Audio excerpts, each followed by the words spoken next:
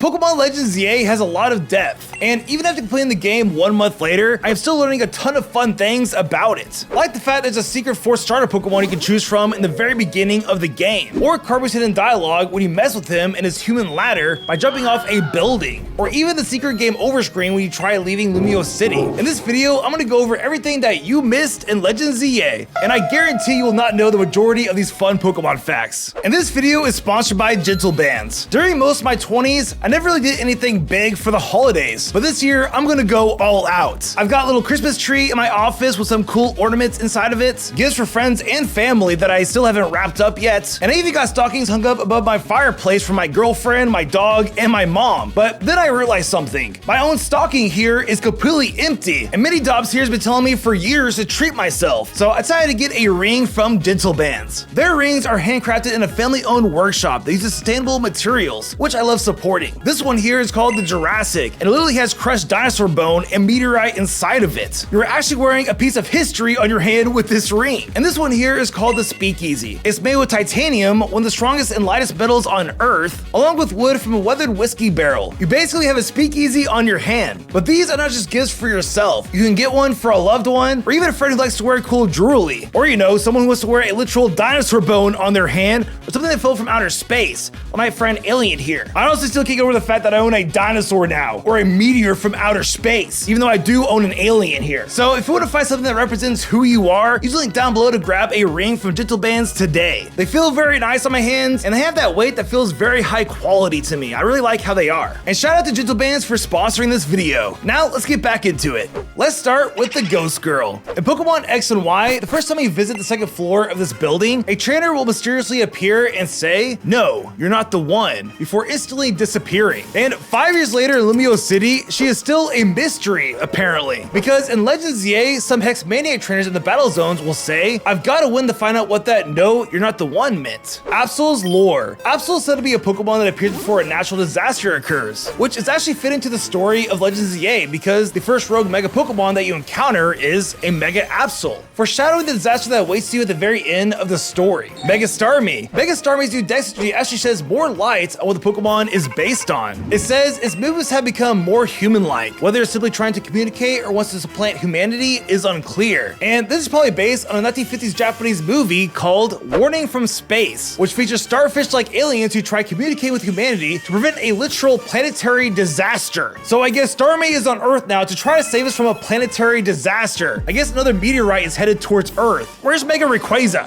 Machamp's pose. A ton of Pokemon in Legends ZA had their models updated, but probably the coolest one is Machamp, who now has the same battle pose as its original Kissamori artwork, with his hands forming a karate pose. Lysander's origin. The evolution of Lysander is way more interesting than you would think, because in Pokemon X and Y, his eyes are covered, meaning he cannot see past his own delusions. In Team Rainbow Rocket, where he succeeds with his evil plans, both of his eyes are open, meaning he fully believes his vision was right and sees it clearly. But in Legends ZA, one of his eyes is closed, meaning he knows what he did was wrong, but is no longer blinded by it. Odin's eye. Lysander's origins goes even deeper because, in Norse mythology, Odin supposedly sacrificed an eye in return for wisdom, and often appears as an old wanderer searching for knowledge. He is even frequently shown with one of his signature artifacts, his magic ring. All of this directly connects to Lysander's character being a semi-immortal figure starting his own journey for knowledge with his Mega Ring. Eternal Flower Florette. Florges randomly has one of the highest base stat totals out of all non-legendary Pokemon, with only Arcanine, Archops, and Slaking being above it. And the Pokemon right below Florges is Eternal Flower Florette, just 1 point lower in its base stat total. So you can only imagine what an Eternal Flower Florges would be. Might as well call it a legendary Pokemon at that point. Shiny Slowpoke. Slowpoke's shiny colors were changed back to its original design in Generation 2, where it appears to be more purple than pink, which is actually a good thing because in the early 3D games, its colors became way less saturated, almost looking identical to regular Slowpoke, especially in X and Y. Yuck. Secret 4 starter Pokemon. There's actually a secret 4th Pokemon you can choose from as your starter, and that is Andy's Pancham. If you try to pick it, she'll say, hold on, Pancham? It's already spoken for. You don't really want it, right? And if you say you do want it, she'll hit with the, excuse you, Pancham is my Pokemon. The Forgotten Patrat. Patrat held the title for the longest time a Pokemon hadn't appeared in a mainline game, because before Legends ZA, it had been available since Black and White 2, a whole 13 years ago. And now with its first first appearance in a Switch game, its evolution Watchog probably has one of the best run animations in the entire game. Just look at it. Volo's outfit. Apparently Volo from Legends Arceus is still alive, because in Lumiose Museum, a man next to the display with Volo's clothes says, "I was told the person who wore this outfit donated it to the collection personally." Apparently he gazed a while at those sketches by Professor Laventon with a nostalgic air too. And what's even more interesting is that in Legends Arceus, Volo literally says that he will conquer Arceus no matter how many years, decades, or centuries it takes him. It's never revealed in the games on how he's still alive, so maybe he's cursed like AZ and Lysander, but by Arceus itself. Or maybe he is literally the embodiment of Giratina. Who knows? Museum paintings. Speaking of the Lumiose Museum, a ton of new exhibits have been added in Legends ZA, like the Pokeball replicas, the clothing of the main characters from Legends Arceus, or even the sketches from Professor Laventon on the walls. But out of everything in the museum, only 9 paintings returned from X and Y, which are a man and Mew, farmers and Pokemon, Golurk and the Knight, the sea in Kalos, a castle in Kalos, the Pokeball factory, and the 3 Kalos power plant paintings. Shiny Go-Goat. You could actually lose a shiny Pokemon in the side mission, an extra large Go-Goat, where this guy named Lugo wants you to bring him an alpha Go-Goat. And if you don't read the dialogue closely enough, he will take a shiny Go-Goat from you and just keep it. It will literally wander around the overworld forever for you to look at, which is both hilarious and kind of cool. I kind of want to do that now. Zygarde the Digimon. Zygarde is probably the closest we'll ever get to a Digimon in Pokemon, because if you look at the stages of digital monsters, they line up almost perfectly with Zygarde's transformations. They started as a small, cute creature, then they gain some limbs, then they start actually looking like a monster, and then things get even crazier where they finally become humanoid and then wield a weapon, which lines up with Zygarde's cell to core to 10%, 50%, 100%, all the way up to his mega evolution with his giant cannon on his forehead. The progression is basically identical to a Digimon. Clothing designs. Some of the clothing options in Legends EA actually have hidden Easter eggs that reference other franchises. The Full Metal Cop t-shirt is a play on Full Metal Alchemist and RoboCop. The Big Charizard 2 hoodie is based on the Godzilla vs. King Kong poster. The Tantrum Island hat is a nod to the Jurassic Park logo, and the Sharpedo hoodie is clearly inspired by Sharknado, or even Jaws. Photo mode. When taking a selfie, you can play music to make your Pokemon happy, angry, or even fall asleep. But the music does not just affect your Pokemon, but also affects certain trainers nearby, like Mabel, Emma, and even Naveen, for example. Just look at them. Look at them being affected by that music. Swimming Starmie. Starmie has this classic spinning swim animation like in the anime, but Mega Starmie doesn't for some reason. It just runs around on a floaty instead with his giant dummy thick legs. Mabel cheer. If you fail to catch Xerneas, Mabel will actually call you and do an old Team Flare cheer. She'll say, "Who's got that flare? Team Flare. Yeah, we got that flare. Team Flare." And try to hype you up with this, which is even funnier because your character has a sad expression on their face while she's doing it. It's just very humorous. New Mega Pokemon. 26 new Mega Pokemon were introduced in the base game, one for every letter of the alphabet, since it is Legends ZA. But the names unfortunately don't line up with every letter, because for that to actually work, we would need new Mega Pokemon for I, J, K, L, N, O, Q, R, T, U, W, X, and Y, which would have technically required a Mega Xatu, a Xurkitree, or even Xerneas. And I don't see that happening for 2 of them. Like a Mega Xatu would be so random, but so hype that actually happened.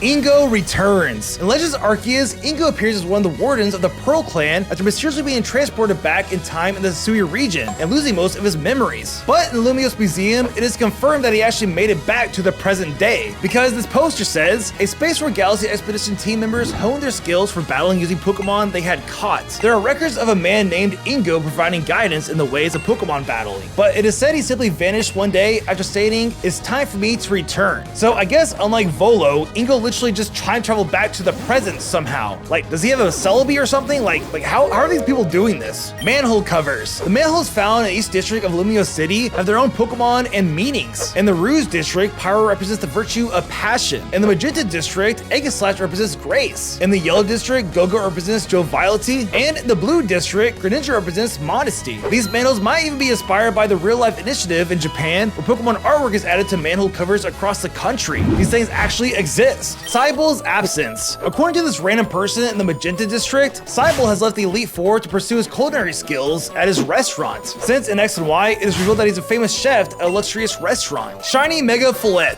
The only way to see a shiny Mega Fillet in the game is by catching a regular shiny Fillet and then checking your Mega Pokédex, where you can then see his shiny colors with the Eternal Flower. Expensive items. The most expensive item you can find in Lumiose City is the chunky sneakers, which are a whopping 100,000 Poké from this shop here. The other items that also go for 100k are the 3-finger gloves, the embellished Mary Janes, and the pointed loafers. But still, really, just for white shoes, 100,000 Poké? Like, that's a scam, bro. Hideo Kojima. Hideo Kojima is credited as part of the Pokemon 3D visual team for Legends ZA, surprisingly. But it may not be the same Hideo Kojima who made the Metal Gear and Death Stranding games, since both Hideo and Kojima are very common names in Japan. So most likely it is not the same guy, but it would be insane if it was, because this dude is one of the most famous video game creators on Earth. Game over. There's a secret game over screen in Legends ZA, and you can trigger it by going to the train station in Gara de Lumios and repeatedly saying yes when it asks you if you want to leave the city. And after a few attempts, it will trigger a cutscene of you walking out with your luggage, only for you to instantly wake up on a random bench, having dreamt the whole thing. The text even says, "How strange, you must have nodded off here on the bench." Alpha Roar. You can actually get knocked out by an Alpha Pokemon's roar, because just like a Legends Arceus, the red border around your screen means you have exactly 1 HP left, and any extra hit will knock you out. So I guess a gust of wind from a Pokemon's mouth is enough to deal just 1 damage to knock you out. Sleep animations. Not only did all the water Pokemon get unique swimming animations, but they also got sleeping swimming animations too. If you play the tune that makes your Pokemon fall asleep, they'll actually start dozing off while floating in the water. And along with them, the Pikachu line and the Eevee line got special animations as well. Just look at them, being all sleepy. Missing NPCs. According to this video by Vasco Games, a total of 268 people just straight up disappeared in Lumio City. Because as you progress through the game and unlock more wild zones, the trainers in the old zones are basically replaced with the new battle NPCs, making them inaccessible to talk to after you unlock it. So this is content that you definitely miss in the game, so be sure to talk to everyone if you want to see all of the content in Legends ZA. Diantha's status. Several NPCs in Lumio City talk about Diantha, even mentioning that she lost her title since the game takes place 5 years after X and Y. There's even an advertisement in Blue Sector 7 for her newest film that says, "Cal's greatest actress Diantha is back in a new film, coming soon to theaters near you," titled The Suffering of a Carnation. So this basically confirms that the original protagonist ended up becoming the reigning champion, or at least held the title for some point. Inkay's evolution. On the Nintendo Switch 2, you could actually evolve Inkay using its original method by flipping the Joy-Con upside down, instead of turning the entire system upside down, like on the 3DS. And fun fact, Malamar is one of the few canonical evil Pokemon in the Pokemon world. So I guess flipping this Pokemon upside down to evolve it is what changes its behavior to evil. Cafe pictures. Some of the cafes in Lumio City have their own special posters featuring Pokemon enjoying a cup of coffee. There's a yellow Gumi poster, a blue Pyro poster, and a red Fletchling poster. Strange that there are no green or magenta ones though, even though the colors match the other cities' districts. Gengar's portrait. Gengar's portrait always looks like it's holding onto the item it's carrying with his tongue. Just look at it, this is perfect. Alpha Pokemon. In the Legends games, Alpha Pokemon have red glowing eyes. But funny enough, for Alpha Kangaskhan, his baby's eyes glow red too. And the same goes for Slowbro Shell. The Shelled eyes have red glowing eyes as well. And for Pokemon like Binacle and Phalanx who have multiple eyes, they all have red glowing eyes too. But I wonder why Kangaskhan's baby has red glowing eyes. Like, is it an alpha baby? Tawny's death. In the main story of Legends ZA, we learn that Tawny borrowed $100 from the Rust Syndicate to make a video advertising Hotel Z. But something you probably missed is that people around Lumio City thought it was pretty bad. They'll say things like, "That promo video for Hotel Z was a bit cringy, wasn't it? Should we book Hotel Richesime after all?" And it certainly had passion and energy, but yeah. So Tawny basically accumulated $1 million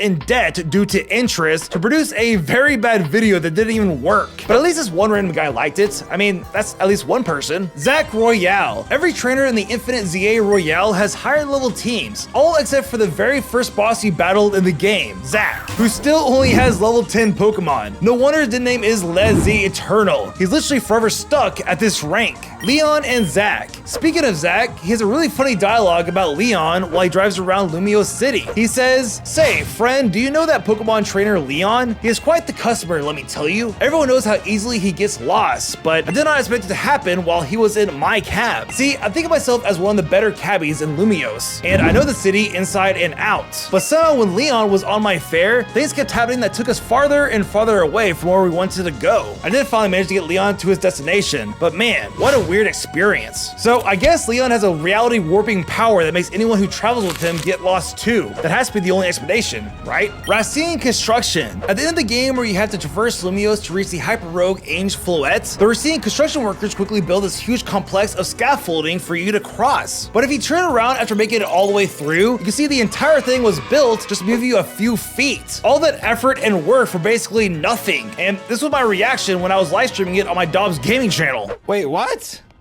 Wait, really? All that scaffolding just to get over this? Are you serious?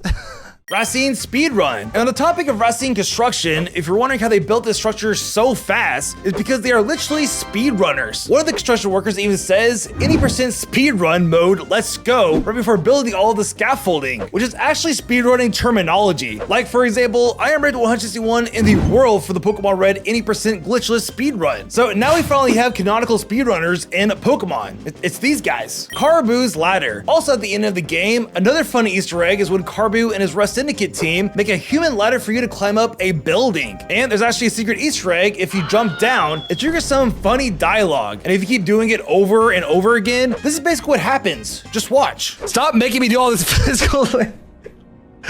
He's just like so like satisfied that he doesn't do this anymore. Psych! Are you doing this on purpose? Having a bit of fun at the Rust Syndicate's expense, are we?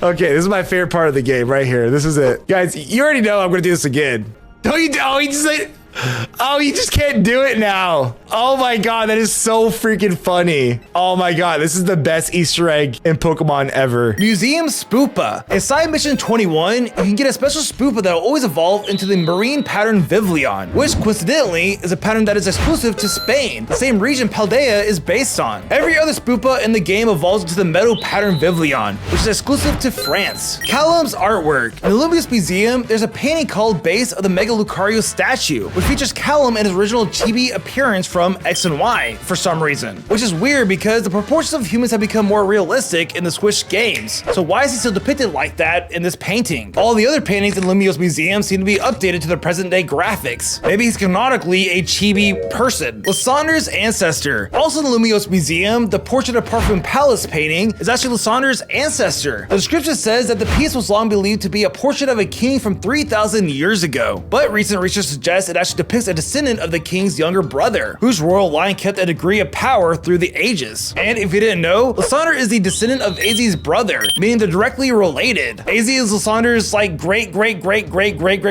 uncle or something. Sushi Pokemon. In the restaurant Sushi High Roller, there's an NPC who mentions that the fish come from Azure Bay. And in X and Y, the Pokemon you can fish there are Lovedis, Chinchou, Lantern, Remoraid, and Alomomola, which means these Pokemon are being used to make sushi at this restaurant. I wonder what Lovedis tastes like. Does it taste like love? AZ's prison. In Lysander's labs, you can find a large XP candy near the cell where AZ was held in X and Y, which basically implies that Team Flare was feeding him rare candy while he was imprisoned. Generation 1 icons. Also in Lysander's lab, his whiteboards have doodles of Generation 1 party icons. I feel like these icons will be in every Pokemon game going forward because they were also in the Paldea games as well. Alpha Steelix. The Alpha Steelix you encounter in main mission 40 is the only wild Steelix that you can catch in the entire game, and you only get one shot at capturing it, which makes it arguably the rarest wild Pokemon in Legends EA period. Since its origin location is in Wild Zone 3, as seen in its summary. Shiny Apple. Speaking of rare Pokemon, there's a spot by the Pokemon Center near Wild Zone 14 where an Emolga or Dedenne can appear eating a Leppa berry. And since they're not shiny locked, this might be one of the rarest shiny encounters in the entire game if you're lucky enough to find one. But unfortunately, they don't come with the Leppa berry, so that sucks. Tawny winning. Tawny is the first rival that you don't actually have to defeat in order to progress through the game. Even if you lose to her in every single battle, every time, the story just keeps progressing and moving forward. And at the very end, even if you lose against her again, she'll still be the one who Mega Evolves Floette in Lumios Tower, and you'll still be the one who Mega Evolves Zygarde to stop the Ange Floette. It just doesn't matter anymore. Parasong. The move Parasong is pretty unique in this game because it launches an aura around a Pokemon that starts a 30-second countdown. And if the Pokemon doesn't swap out before the timer hits 0, the game game literally says the Pokemon's doom has arrived. Trainers will always switch before the timer ends, but Alpha Pokemon will always faint. So all you have to do to defeat an Alpha Pokemon is survive for 30 seconds, and then you'll see it meet its doom. Unknown region. This NPC says that Professor Sycamore and Trevor are in some far-off region carrying out research. And it's interesting that she doesn't name the region, because you have other NPCs like this one here, who specifically mentions that Tyranno being in the Unova region as a famous dancer now. So this might be a subtle hint at an upcoming Generation 10 region that we don't know about yet. ESRB rating. Legends of the A is the first mainline Pokemon game to be rated E10 Plus by ESRB, but it's not the first Pokemon game overall with this rating. That title actually goes to Pokemon Rumble Blast, likely because of the real-time combat system where toy Pokemon constantly punch, slam, scratch, and even attack each other on screen, similar to Legends of the A real-time battling. Xerneas forms. Xerneas had his neutral mode and active mode forms removed from the game. Now it just shifts into his active mode colors whenever it attacks, which is kind of reminiscent on how the Cynical line was treated in the early 3D games, only showing their flames during their attacks instead. So basically, Xerneas got Typhlosion, can't spin. Legends of the A is the first game since Pokemon X and Y where you can't spin. So I guess it's a pretty faithful sequel after all. Protagonist origin. This interaction with a police officer confirms that the main character in Legends of the A is not from the region. After she asks you if you're from around here, you can answer, I'm only here on vacation, which makes it the first protagonist since the Alola games who's not actually from the region they play in. And we know for a fact that they're from a different region because the train takes you to the airport when you try to leave Lumio City. So now we have the home protagonist from the Johto region, the lone protagonist from the Kanto region, and this protagonist from an unknown region. Maybe that Generation 10 region that was hinted on earlier. Can't surf. Legends of the A is the first mainline Pokemon game where you cannot swim across water by any means, even though the TM Surf in this game exists. Gardevoir floating. Legends of the A reveals that Gardevoir can float. All you have to do is have it target a Mega Crystal that's high up in the overworld and literally just float up there to attack it. Yeah, I guess it can fly now, or have the levitate ability. Carbu left hand. Carbu is the 9th-handed character in the entire Pokemon series, with the others being Chantal and Roxy from the Unova region, Alima from Alola, Dulce and Solera from Ultra Megapolis, Bidet and Alistair from Galar, and Hazel from Paldea. They're all left-handed. Sandile cabs. In Pokemon X and Y, all cab drivers would battle you with a member of the Sandile line if you didn't pay their fare. But according to NPCs in Legends of the A, that practice was phased out. Now you have to pay up first if you want to ride. But I still wonder why they use a Sandile line. Like, that is so random. Zygarde Z move. After you capture Zygarde, Lysandre points out that his signature Mega move, Nihil Light, remind him of Z moves in Alola. But this connection is probably more than just a coincidence, because Nihil's Light Japanese name translates to light that returns to nothing, which sounds almost identical to Ultra Necrozma's signature move, light that burns the sky. So either Ultra Necrozma is actually a Mega Pokemon, or Mega Zygarde is the only Mega Evolution that can effectively use a Z move. Or there's an evolution beyond Mega Evolution that is Ultra Evolution, and Ultra Necrozma is that evolution. Like, we're going Super Saiyan rules now, man. Like, is that how it is? And for the last fact that will blow your mind, like I said in the beginning of this video, we have Guzzlord's origin. For some mysterious reason, 100% form Zygarde looks very similar to the Ultra Beast Guzzlord, almost like the mouth on his chest had opened up, turning it into an evil version of itself, which actually lines up with Guzzlord's lore perfectly because it's native to a dimension of an apocalyptic version of Hau'oli City, where only it exists, implying that it is the region that the entire region went to ruin. And it has destiny to say that it's forever hungry. And Zygarde is based on the serpent who gnaws on the roots of the Tree of Life in Norse mythology, implying that it is forever hungry. So what if Zygarde in an alternate dimension went rogue itself and turned the whole world into ruin and became Guzzlord? Even James Turner, the person who designed these Pokemon, commented on this by saying, "That's something I think I can't go into much. They do look alike though." Huh. Mind blown. Guzzlord is literally a Zygarde from a different dimension that went rogue, a rogue Mega Evolution Pokemon. And that is everything you missed in Pokemon Legends EA. Be sure to subscribe down below for more fact Pokemon videos.